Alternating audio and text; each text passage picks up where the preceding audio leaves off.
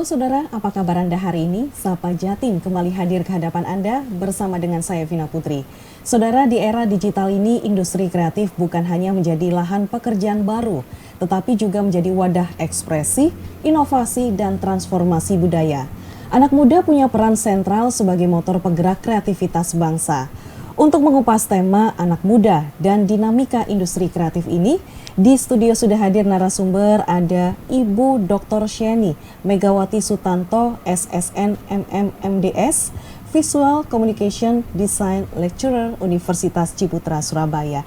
Halo, apa kabar Ibu Sheni hari ini? Baik, terima kasih Bu. Baik, terima kasih sudah hadir ya di studio Kompas TV Jawa Timur. Nah, Ibu Sheni ini sebagai dosen Visual Communication Design di Universitas Ciputra, bagaimana Anda melihat peran anak muda ini dalam perkembangan industri kreatif saat ini, Bu? Oke, baik, terima kasih pertanyaannya Bu.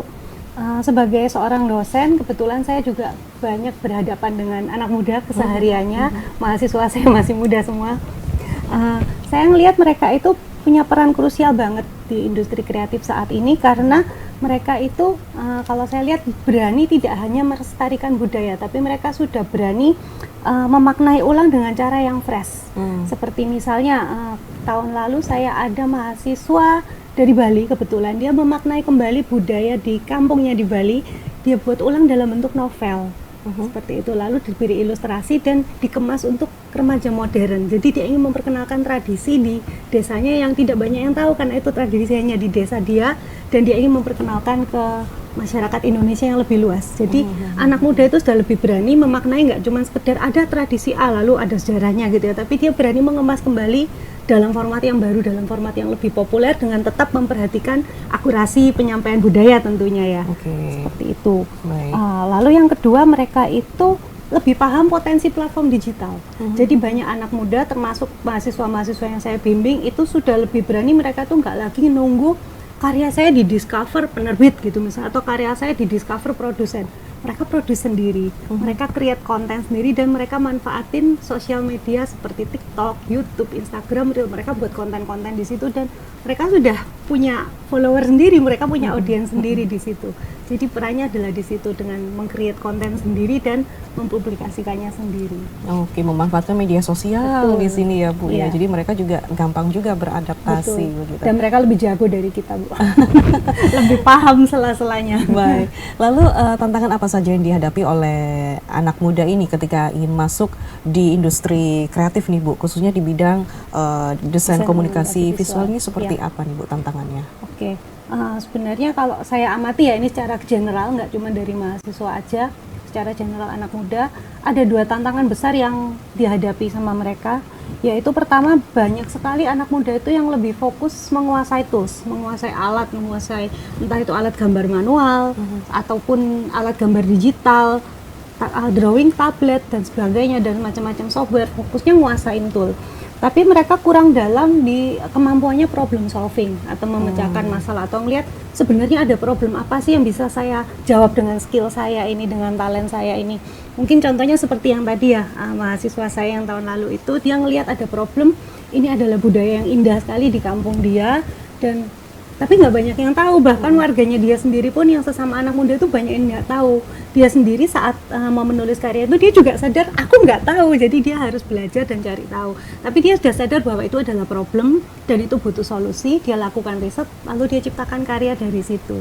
Nah sayangnya banyak anak muda itu yang punya bakat, punya talent, skillnya bagus, tapi nggak bisa problem solving itu gitu. Ataupun kalaupun mau problem solving, mereka kemudian nggak ngeriset dengan dalam, akhirnya karyanya itu cuman kayak di permukaan, karakter dengan kostum yang mungkin Indonesia tapi esensinya kurang ada gitu.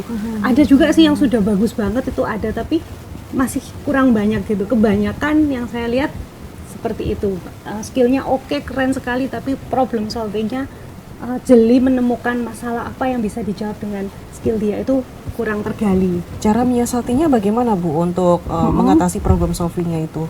Ya biasanya mesti banyak membaca, banyak belajar, karena kita nggak akan sadar itu adalah masalah sampai kita sendiri belajar gitu. Kadang kita kalau apa ya istilahnya, kalau kita ignorance ya ada masalah lewat, ya udah lewat aja gitu. Tapi semakin kita peka, semakin kita mengasah diri, hal-hal kecil di sekitar kita tuh kita bisa sadari dan oh ya ini masalah ya sebenarnya. Lalu dengan desain atau dengan ilustrasi atau dengan visual gimana saya bisa mengatasi ini, seperti itu. Oke, dengan banyak literasi begitu ya untuk mengatasi problem solving mereka agar karyanya juga bisa lebih berkembang begitu Ibu ya. Oke. Lalu tren atau perubahan apa sih yang terjadi saat ini di industri kreatif belakangan ini Bu, terutama di sisi visual design komunikasi begitu Bu? Oke, kalau saya amati sih yang banyak ribut-ribut juga di sosial media saya adalah hadirnya teknologi seperti AI ya. Di satu sisi memang teknologi ini disruptif karena memang banyak juga masyarakat awam tuh yang pakai AI ikut-ikutan tren gitu. FOMO Tapi ya FOMO banget. Kayak kemarin mungkin kalau Ibu tahu ada tren filter foto dengan gaya Ghibli. Nah, itu kan merajai sosmed banget sampai semua orang posting. Bahkan di grup WA keluarga pun ya ampun pada posting di grup WA foto keluarganya di filter-filter seperti itu. Itu sayangnya hasilnya itu seringkali dangkal, jadi cuman ngikut semua pakai tapi nggak paham esensinya apa sih kok gambar saya harus difilter seperti ini ya, selain daripada FOMO aja gitu. Tapi negatifnya bagi kreator, bagi desainer adalah sosial media tuh jadi saturated, jadi kayak jenuh gitu loh, semuanya pada posting gambar seperti itu dan nggak semua orang tuh bisa membedakan mana yang ciptaan manusia, mana yang ciptaan AI. Nah, tantangannya jadi untuk desainer dan untuk kreator kita tuh harus mampu menghasilkan karya yang bisa stand out, bisa break out di antara saturasi karya artificial intelligence itu. Gitu. Tapi bisa sejajar ya Bu ya nantinya ya dengan AI begitu? Harusnya bisa Bu, karena AI itu bagaimanapun program ya. Program itu tidak punya empati. Dia tidak ngerti konteks budaya, dia nggak ngerti konteks interpersonal, relasi antar manusia, ngobrol hal-hal kecil, nuansa-nuansa kecil, dia nggak bisa tangkap gitu. Jadi supaya desainer itu bisa bersaing dengan jenuhnya saturasi konten itu, kayak saya bilang tadi, dia itu harus peka sama sekitarnya, harus bisa problem solving, harus bisa bikin karya yang ngomong ke audiens, yang menjawab kegelisahannya dia kah, atau kegelisahan orang di sekitarnya, atau menceritakan sesuatu yang nyata, yang real, yang orang lihat langsung oh iya gitu. Jadi nggak cuma sekedar melihat foto keluarga di poles AI itu kan, jujur aja lah kita ngelihat di sosmed juga ya udah kita lewatin aja, betul, oh ini di fotonya keluarga si itu di filter, ya udah kita skip. Tapi kalau tiba-tiba di sosmed tuh muncul satu karya yang menggambarin situasi sekitar kita banget, jawab sesuatu yang udah lama kita pikirin, oh iya ya, itu kan akan bikin kita berhenti, merhatiin dan notice karya itu dibandingkan karya-karya yang ya tadi saya bilang itu menjamuri sosial media itu. Baik, lalu bagaimana untuk pendekatan pendidikan di Universitas Ciputra nih Bu, yang untuk membekali mahasiswa ini biar mereka itu siap menghadapi dunia industri yang saat ini sedang dinamis juga nih Bu ya? Betul. Oke, maka dari itu kami sudah rancang ya, jadi di kurikulum kami membekali mahasiswa itu dengan pendekatan entrepreneurial. Maksudnya apa entrepreneurial itu? Jadi dari awal mahasiswa itu sudah dibekali untuk sadar ya, untuk menyadari bahwa desain itu bukan cuma sekedar gambar yang indah, desain yang cakep, tapi itu adalah alat untuk menyelesaikan masalah atau mengutarakan perasaan atas sesuatu yang terjadi di sekitar kita, seperti itu. Nah, caranya gimana? Jadi di tempat kami itu di Universitas Ciputra, pembelajarannya itu dirancang bertahap. Jadi di semester 5 mahasiswa itu mulai dulu dari belajar identifikasi masalah, melihat di sekitar mereka itu apa sih yang bikin mereka gelisah. Ya contohnya yang tadi tuh, anak itu gelisah karena ini budaya kampung saya ini keren banget loh, tapi nggak ada yang tahu, bahkan saya pun nggak tahu, dia sedih. Jadi dia ngeriset itu dari semester 5, risetnya dalam. Terus dia mulai semester 6 mulai dia bikin, oke, apa ya solusi yang bisa aku buat untuk masalah ini? Mungkin bikin novel atau bikin apa, dia coba bikin ilustrasi, dia tulis ceritanya, ditanyakan ke kayak ketua di desanya, ini sudah benar ya, oh ini ternyata masih salah, kamu maknanya keliru, nggak tersampaikan, diperbaiki lagi, itu sama 2 semester mereka lakukan itu. Dan di semester 8 mereka udah siap, itu tinggal mereka jadikan proyek tugas akhir mereka gitu. Jadi proyek tugas akhirnya itu sudah berupa proyek nyata yang memang berdampak dari masalah yang beneran ada dari sekitaran mereka gitu. Realita ya, real ya, berdasarkan real kenyataan yang ada begitu ya. Betul. Jadi banyak di antara mahasiswa kita yang begitu lulus tuh mereka sudah punya bisnis mungkin, karena memang ada problemnya kan, jadi bisnisnya udah jadi, dan atau jadi karya hak cipta setelah lulus bukunya diterbitkan gitu, atau karya IP-nya jadi lebih dikenal, punya banyak follower, seperti itu. Mungkin kalau boleh saya kasih contoh ya, yang tadi itu mahasiswa saya itu namanya Maha. Saya maaf agak lupa judul bukunya karena udah 2 tahun lalu anaknya sudah lulus. Yang saya masih ingat itu yang namanya Jade, mahasiswa kita juga. Dia tuh punya IP namanya Hello It's Mondo. itu ada di sosial media, bisa dicari Hello It's Mondo. Dia itu berangkat dari keprihatinan bahwa banyak remaja itu kurang self love, tidak sayang diri sendiri gitu. Mungkin mereka kena peer pressure, tekanan dari kanan kiri, jadi mereka tuh lupa untuk menyayangi diri sendiri. Dia tuh bikin komik sederhana banget, karakternya beruang imut, lucu, gemesin, jadi ya cocok lah dengan remaja ya, karena dia udah ngeriset juga kebutuhannya remaja kayak apa, kesukaannya kayak apa. Lalu dia bikin karakter itu di sosial media sebagai sebuah komik yang menjawab tentang self love pada remaja itu. Dan kemarin karakter ini udah jadi sebuah IP, jadi waktu itu kan sempat trending gantungan tas ya, kayak Labubu, dia juga ikutin tren itu. Jadi karakter Mondo ini karakternya udah siap, tinggal diterjemahkan dalam bentuk backjam itu juga. Dan tempo hari sempat ikut market di Surabaya, sold out. Baik, luar biasa sekali ya cerita dari sini. Bagaimana pendekatan pendidikan di Universitas Ciputra tidak hanya membekali mahasiswa dengan keterampilan teknis saja, tapi juga mindset kewirausahaan dan adaptabilitas tinggi untuk menghadapi tantangan industri kreatif yang terus berkembang. Lalu seperti apa peluang dan tantangan anak muda dalam membentuk karir di dunia industri kreatif? Ini bisa dijawab nanti ya Ibu ya di segmen berikutnya. Tetap bersama kami saudara di Sapa Jatim.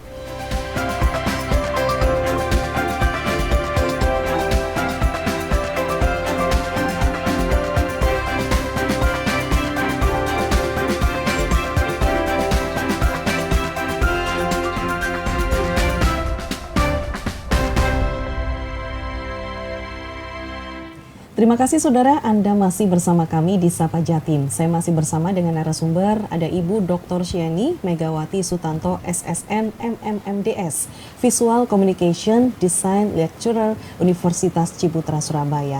Nah Bu, untuk menjawab pertanyaan selanjutnya nih Bu, adakah kolaborasi nyata dunia kampus dan juga industri kreatif saat ini Bu? Dan bisa diceritakan contohnya seperti apa nih Bu? Oke, baik, terima kasih pertanyaannya. Di Universitas Ciputra di jurusan Visual Communication Design kita sudah cukup lama ya berkolaborasi dengan industri kreatif secara langsung. Mungkin contoh nyata yang bisa saya kasih di awal 2024 lalu, mahasiswa kami dilibatkan langsung dalam merancang stage visual untuk penyanyi Indonesia Isyana Saraswati. Gitu. Jadi stage visual tuh mungkin kalau pernah datang ke konser nih ya, di belakang tuh kan biasanya ada panggung besar, terus akan menampilkan sebuah gambar yang relate dengan lagu yang sedang dinyanyikan penyanyinya. Nah itu yang dirancang oleh mahasiswa kami. Gitu. Jadi prosesnya dimulai dari tim Isyana memberikan brief atau problem ke mahasiswa. Lalu mahasiswa melakukan eksplorasi, jadi mereka dengerin lagunya, mereka pahami liriknya, mereka ngeriset juga mungkin ke antara fans-fansnya Isyana, apa sih yang kalian rasain kalau denger lagu ini, baper-bapernya kayak gimana, mungkin kayak gitu ya. Dari situ baru mereka kembangin konsep visual. Dan terakhir tahun lalu konsepnya itu dipakai sama tim Isyana untuk konsernya Isyana yang di Istora Senayan. Dan mahasiswa pun diundang untuk ngeliat karya mereka dipakai di situ. Itu bangga banget, baik bagi dosen yang ikut melihat prosesnya maupun rekan-rekan saya yang membimbing karena kebetulan bukan kelas saya. Terus untuk mahasiswa yang terlibat juga beberapa anak bimbing saya, mereka bangga banget bisa terlibat dalam proyek sekeren itu. Itu pertama kali ya Bu ya, proyeknya sekeren itu ya Bu ya, dilibatkan ya Bu? Iya, untuk yang skala penyanyi Indonesia ya. Tapi sebelumnya dengan skala-skala industri lain kita sudah pernah sih, jadi kayak merancang maskot. Lalu yang terbaru ini yang skala internasional juga ada, kita merancang maskot untuk Wacom. Wacom tuh kayak alat tablet untuk desainer menggambar ya. Jadi tablet seperti ini kita gambar dengan pen khusus, gambarnya akan terlihat di layarnya. Jadi kita nggak usah lihat layar, lihat gambar, lihat layar, lihat gitu. Kita langsung lihat di sini, kita gambar, dan mereka butuh maskot. Itu juga kemarin dikerjakan oleh siswa-siswa kita. Baik. Nah ini seberapa penting untuk skill non teknis seperti storytelling, branding, komunikasi begitu ya dalam dunia desain saat ini, seberapa penting sih Bu? Oke. Mungkin kalau dari yang contohnya Isyana Saraswati tadi ya, justru skill storytelling sekarang itu jadi senjata utama desainer di era yang dimana sosial media dan media-media lain itu sudah digempur oleh gambar-gambar AI generated gitu. Karena storytelling itu bikin desain kita punya jiwa. Jadi nggak cuma gambar cantik, tapi dia bisa nyampein sebuah cerita di gambar itu. Apa sih mungkin emosinya lagu itu apa, perasaan yang dirasain pendengar waktu dengar lagu itu apa, itu semua tertuangkan lewat storytelling yang dituangkan dalam gambar. Seperti itu. Nah kalau branding itu mungkin lebih ke arah identitas pencipta, kreator atau desainer itu sendiri ya. Jadi kalau brandingnya kuat dan konsisten, begitu karyanya kita lewat di sosial media, orang tuh langsung tahu, oh itu karyanya si A tuh, bahkan nggak usah ngelihat namanya. Bahkan kalau karya kita diambil, di repost ulang oleh akun-akun nakal gitu, orang langsung tahu, hei Kak, itu karyanya si A tuh, ngambilnya udah izin belum, kan kita Khas sering lihat gitu seperti ya. itu, ya saking khasnya. Tuh, jadi branding, storytelling itu sangat kuat banget, sangat penting banget untuk bedain karya kita dengan karya-karya lainnya. Berarti ini memang saling berkaitan ya antara storytelling, branding dan juga Betul. komunikasi tidak pernah lepas ya dari Betul sisi sekali. desain komunikasi visual Ya. begitu Ibu ya. Baik. Nah, ini Bu, dengan kemajuan teknologi dan juga AI, Ibu melihatnya seperti apa nih masa depan profesi di bidang desain komunikasi visual nih Bu? Oke, sebenarnya gini, desainer itu tidak perlu takut berkolaborasi dengan teknologi ya. Kita dari dulu juga sudah pakai teknologi, mungkin contoh yang saya sebutkan tadi, kalau kita dulu gambar di kertas, sekarang kita gambar pakai tablet atau pakai iPad, pakai apalah gitu ya, pakai Android, tinggal kita pakai pen, di mana aja, handphone aja dicolok kita bisa gambar. Berarti sebenarnya kita nggak usah takut dengan teknologi.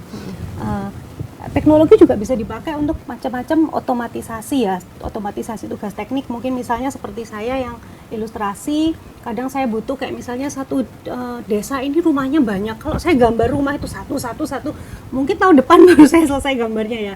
Tapi dengan teknologi saya cukup bikin satu aset rumah, lalu saya bisa replikasi itu lebih banyak. Itu kan memanfaatkan teknologi. Atau kita pakai aset-aset yang sudah tersedia di internet, seperti itu. Kalau sebagai dosen, AI itu bisa banget dimanfaatkan untuk riset, untuk mencari data, untuk baca jurnal. Jadi mengurangi banget waktu kita baca tumpukan jurnal, ini mana nih yang relevan dengan riset saya.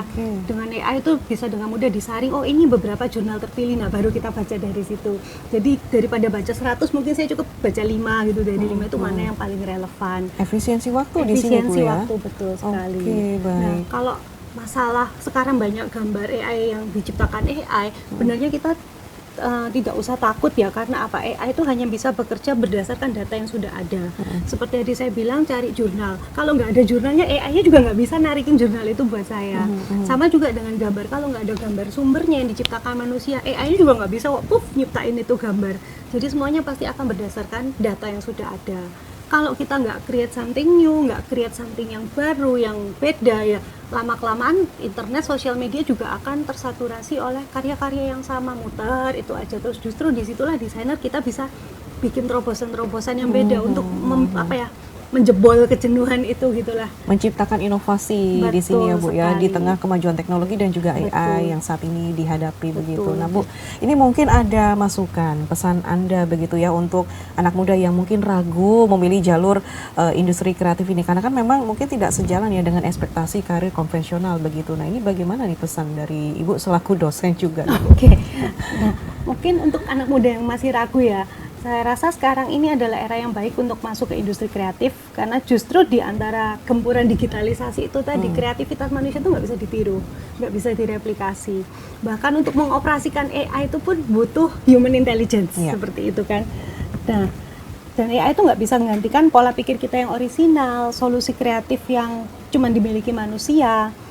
Dan sekarang itu ekonomi kreatif itu termasuk dari 8 prioritas nasional. Jadi mulai dari game development sampai desain branding, semuanya itu butuh skill kreatif dan relevan. Dan bukan berarti kalau kita masuk ke dunia industri kreatif kita cuma bisa kerja di industri kreatif. Enggak juga, karena kita bisa kolaborasi, kita bisa pakai skill industri kreatif kita di berbagai industri lainnya. Seperti itu. Jadi itu akan jadi nilai tambah untuk industri lain yang kita masuki. Baik, pesan dari Ibu baru saja seolah menjadi pengingat ya bahwa industri kreatif bukanlah jalur alternatif, melainkan jalan yang penuh potensi asalkan dijalani dengan tekad, kompetensi, dan keberanian untuk berbeda. Lalu bagaimana anak muda ini bisa membangun identitas visual yang kuat dan orisinal di tengah banjir konten digital? Ini juga bisa dijawab nanti di segmen berikutnya Ibu. Tetap bersama kami saudara di Sapa Jatim.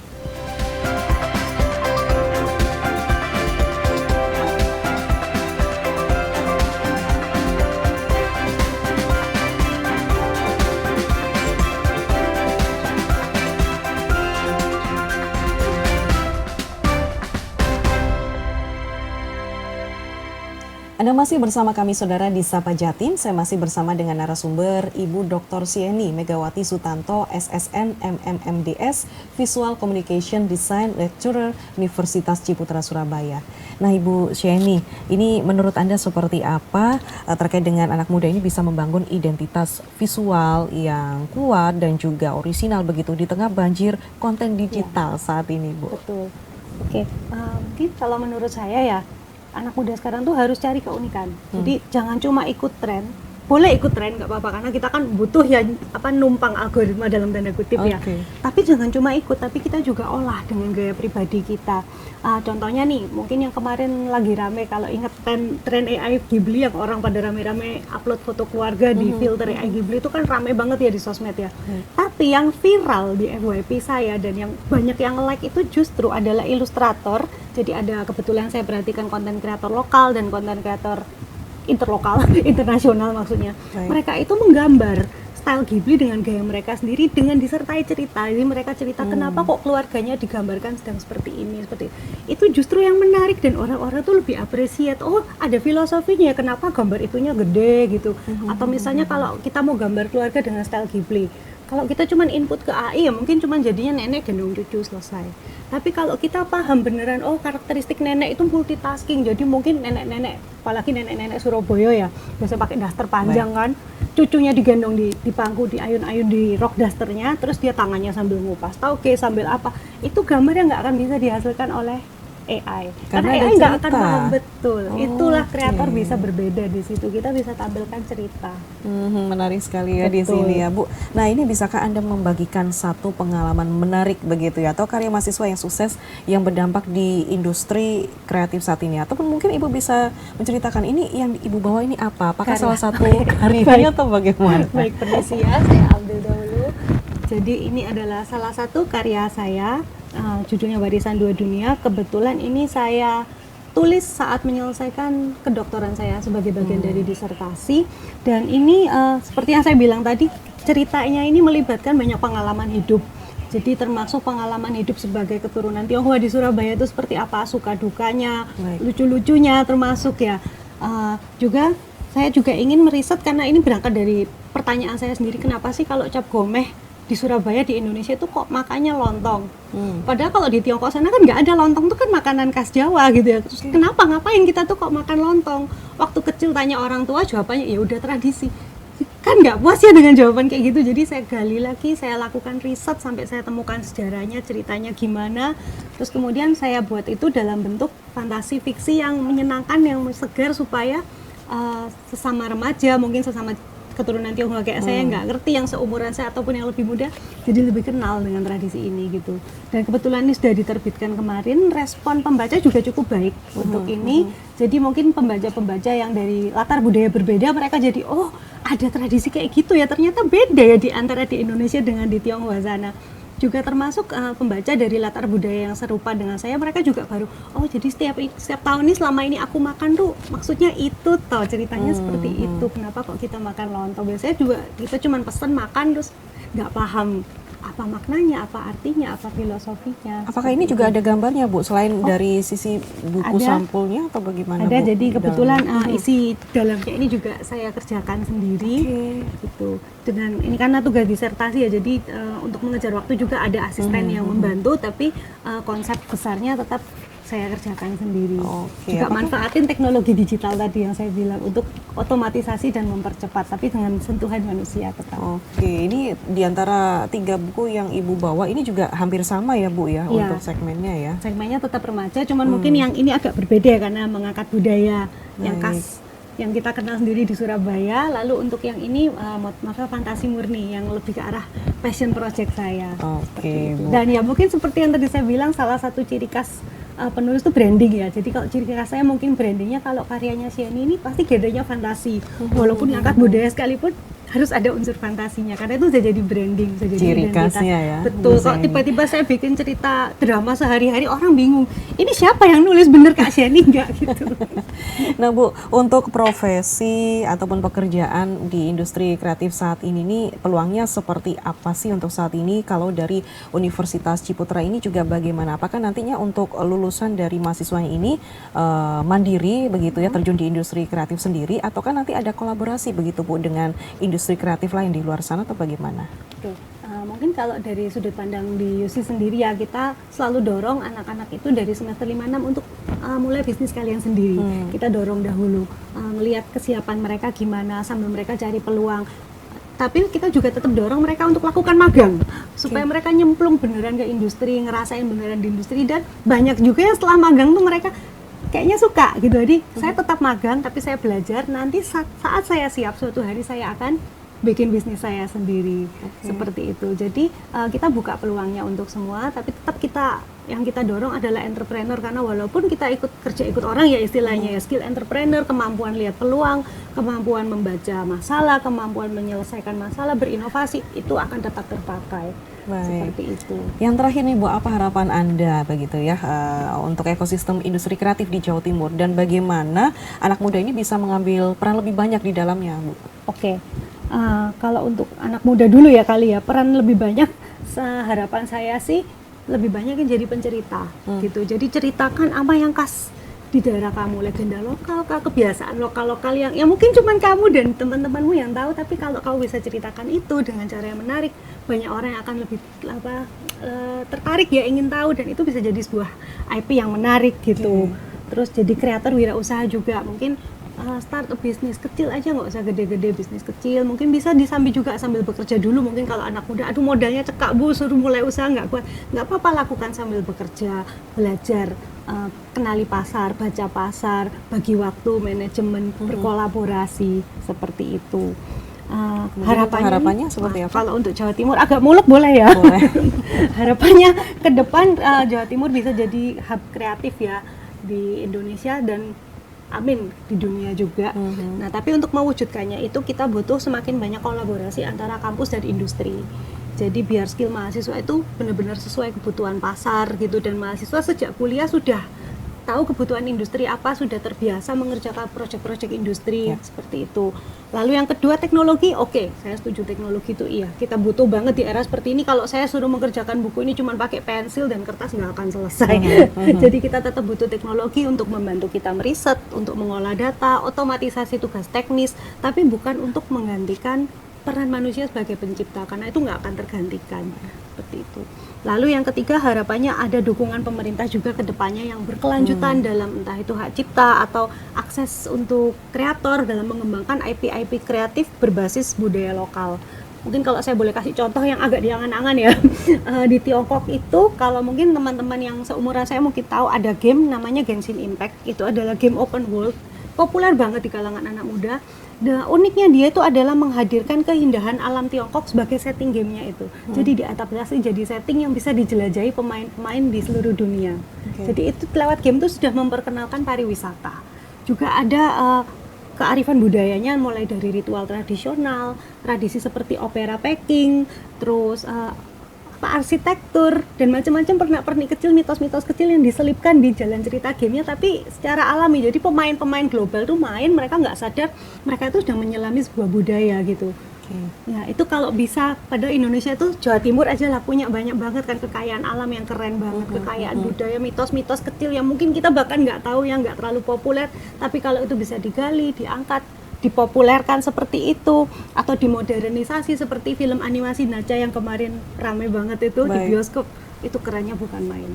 Harapannya semoga bisa seperti itu. Mudah-mudahan bisa terrealisasi seperti itu ya Bu. Luar biasa sekali. Terima kasih waktunya Bu Sheni sudah hadir dan juga berbagi wawasan terkait dengan industri kreatif. Saudara, industri kreatif adalah ruang luas yang terbuka bagi siapa saja yang siap berkarya, berinovasi dan terus belajar. Anak muda bukan hanya bagian dari masa depan industri kreatif, tapi juga pemain utama yang bisa menciptakan dampak nyata, dimulai dari langkah-langkah usaha kecil yang berkonsisten dan berani. Saya Vina Putri pamit beserta kru yang bertugas mengucapkan terima kasih atas kebersamaannya.